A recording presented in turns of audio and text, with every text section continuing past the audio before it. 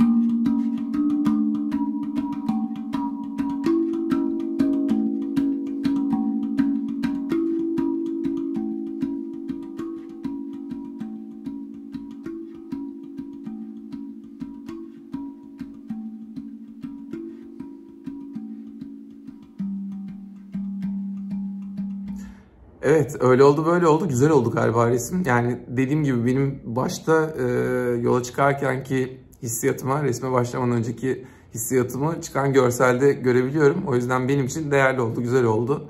Bir de orijinal oldu. Şahsına münhasır oldu çıkan şey. Bunun yanında ama merak ettiğim bir şey var. Bu resim size ne hissettirdi? Bunu gerçekten merak ediyorum. Bunu isterseniz tek kelimeyle, isterseniz uzun uzun yorumlara yazarsanız üstüne konuşmayı çok isterim. Böyle böyle. Eğer videomuzu beğendiyseniz like'larsanız, eğer bu videoların devamını da görmek isterseniz kanalımıza kaydolursanız bizi çok mutlu edersiniz. Öyle böyle. Kendinize iyi bakın. Bir başka Paint Up videosunda görüşmek üzere. Sağlıcakla kalın.